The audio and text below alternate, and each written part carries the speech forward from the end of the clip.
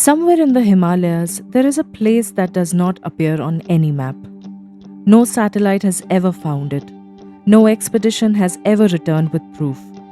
But for thousands of years, across dozens of cultures, people have described the same thing about this place. Time doesn't move there. That's where we are starting today, and it only gets stranger from there. For centuries, scientists and philosophers have asked the same question: is time travel possible? But what if that's the wrong question entirely? What if time travel has always been happening and we just haven't been paying attention?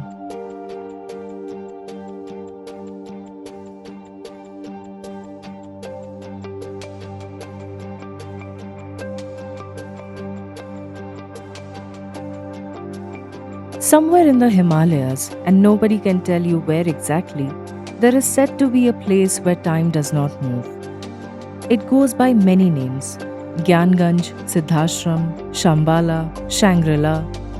Ancient Buddhist texts describe it, the Vedas reference it, the Ramayana and Mahabharata both mention it. The legend says that those who enter Gyanganj do not age, that the sages who live there have inhabited it for centuries, in the same bodies, unchanged. Modern satellites have never found it.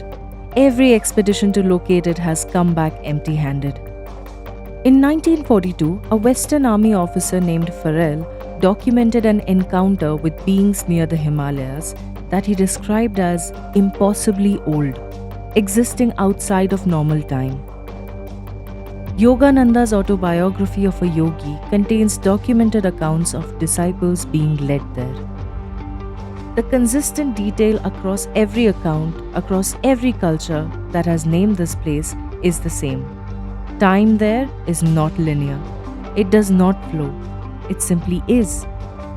Whether Gyanganj is physical, dimensional, or something else entirely, we don't have a framework for it. Science doesn't either. Within the pages of the Bhagavata Purana is a story that modern physics is only just catching up to. King Kakudmi takes his daughter Revati to Brahmalok, the realm of Brahma, to seek advice on finding her a suitable husband. They wait briefly. Brahma hears them, and then he tells Kakudmi something that stops the king cold.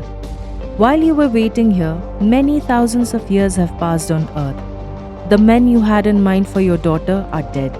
Their descendants are dead. The world you knew is gone. This is time dilation. Einstein described it formally in 1905. The closer you are to a massive gravitational field, or the faster you travel, the slower time moves for you relative to an outside observer. The Bhagavata Purana described the same phenomenon thousands of years earlier. Either the ancient rishis had a sophisticated understanding of how time and gravity interact, or they had experienced it themselves. Neither answer is comfortable, but both are fascinating. Multiple Sanskrit texts, the Vaimanika Shastra, the Samarangana Sutradhara, the Ramayana itself describes flying crafts called Vimanas in extraordinary technical detail. Not metaphorical chariots of the gods, crafts with specific dimensions, specific materials, specific propulsion mechanisms. But here's the detail most people skip past. Several of these texts don't just describe Vimanas as aircrafts. They describe them as vehicles capable of traveling through the space-time fabric, not just across distances, but across time. The Yoga Vashishta describes a traveler who returns from a Viman journey to find his son has aged into an old man during what felt like a short trip. In 1895, 8 years before the Wright brothers, an Indian scholar named Shivkar Bapuji Talpade reportedly built and flew an unmanned aircraft based on the Vaimanika Shastra. The flight lasted minutes, the records were suppressed, and the question of what temporal knowledge was encoded in those texts remains open. 3 stories, 3 moments that science has no answer for. And here's the thing. These aren't the only ones, not even close.